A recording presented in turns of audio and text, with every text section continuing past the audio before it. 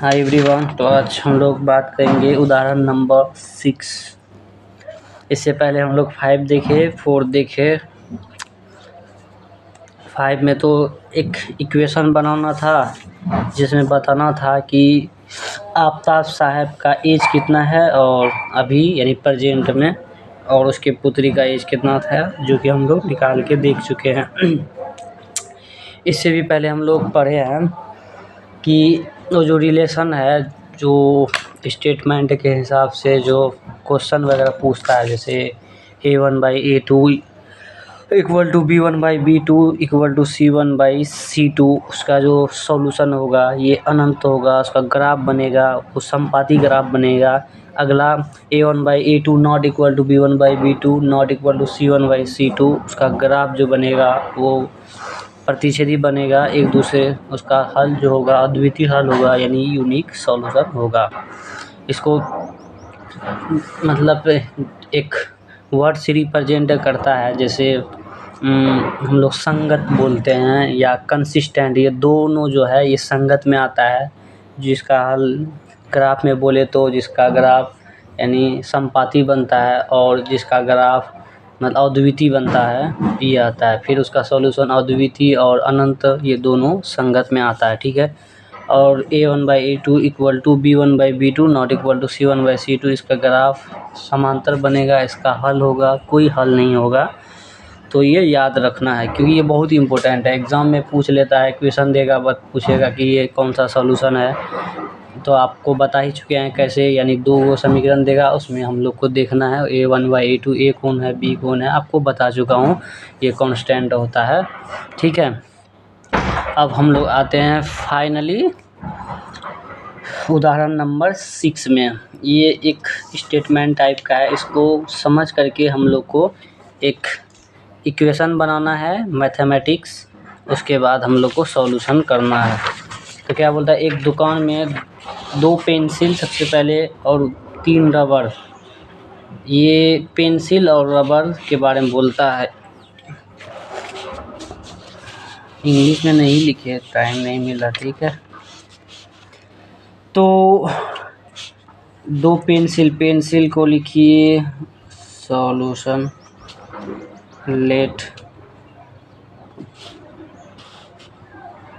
Pencil equal to x और rubber को क्या बोलेंगे हम लोग, रेजर लिखते हैं, रबड़ी, एक हिंदी इंग्लिश मजा आएगा, y ताकि समझने में आसानी से। तो रबर को इंग्लिश में बोलता है रेजर।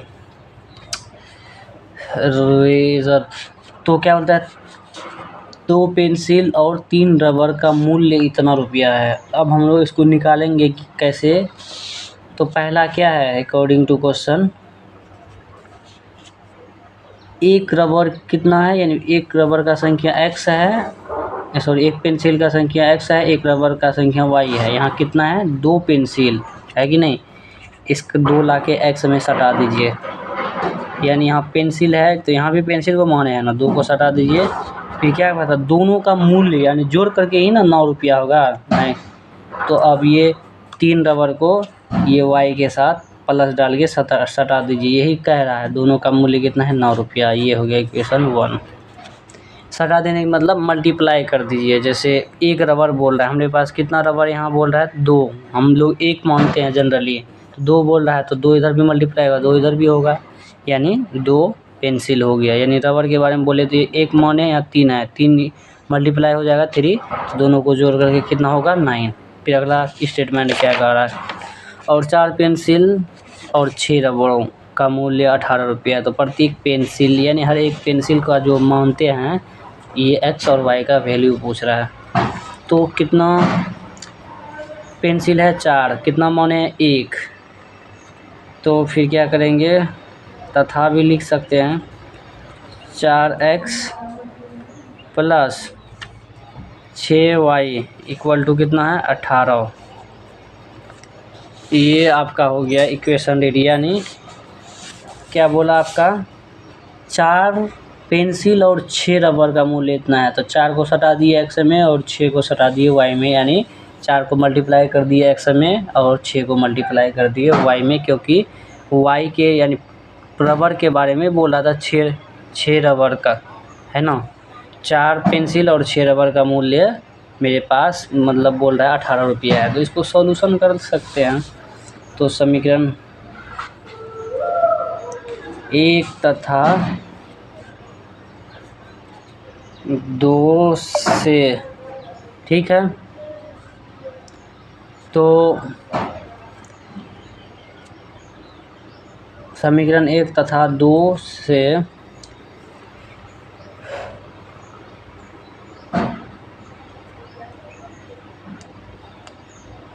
तो समीकरण 1 तथा 2 से समीकरण 1 क्या है, 2x + 3y दिखाई पड़ रहा है equal to 9, 4x + 6y equal to 18। समीकरण 1 है, ये 2 है, ठीक है। तो इसको इक्वल करके हमको एक को रिप्लेस करना होगा, यानी एक को हटाना होगा। एक को हटाने के लिए शुरू में ही बोल दिया था हमको प्रतिस्थापन विधि का इस्तेमाल करना है। हमको तो चाहे तो हम कोई भी विधि से इसको हटा सकते हैं, लेकिन प्रतिस्थापन का मतलब हुआ कि जैसे फॉर एग्जांपल हम लोग करेंगे समीकरण 1 से, ठीक है। समीकरण 1 से जब करेंगे तो समीकरण 1 क्या, 2x + 3y इक्वल टू 9 है। एक को रिप्लेस करने का मतलब प्रतिस्थापित, यानी उस साइड भेज देना है, चाहे किसी को भी भेजिए, उसी का नाम है प्रतिस्थापन। y को भेजते हैं 9 - 3y। अब x इक्वल टू क्या हो जाएगा, 9 - 3y/2, यानी कि आपका x का वैल्यू आ गया, भले फिक्स नहीं आया लेकिन वैल्यू तो आया ना साहब। अब देखिए क्या करते हैं, इसको x का वैल्यू को जब किससे निकाले हैं, इक्वेशन 1 से, इसी में डालिएगा तो ये सेटिस्फाइड खाली होगा कि इक्वेशन सही है। तो जिससे ये वैल्यू x का मेरा आया, जो समीकरण से उसमें नहीं रखना है, उसका दूसरा वाले में रखना है। जैसे इसे लाए हैं तो इसमें रखेंगे तभी मेरा वैल्यू आएगा, नहीं तो नहीं आता है। ये लोग हम चेक करके भी दिखा चुके हैं। तो लिखेंगे x का मान समीकरण 2 में रखने पर, ठीक है। तो 4x + 6y इक्वल टू 18 है।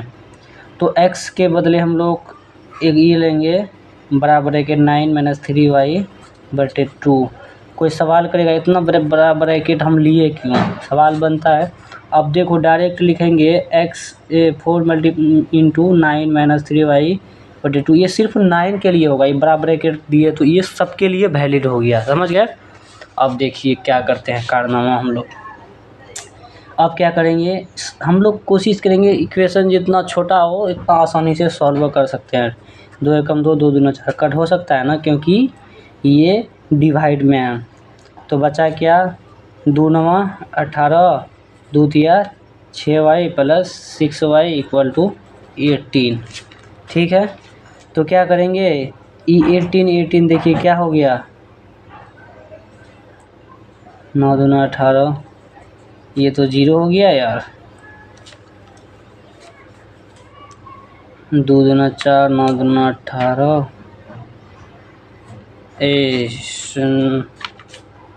9 - 2। कहीं लगता है गड़बड़ हो गया क्या, आप फिर भी देखते हैं ट्राई करके।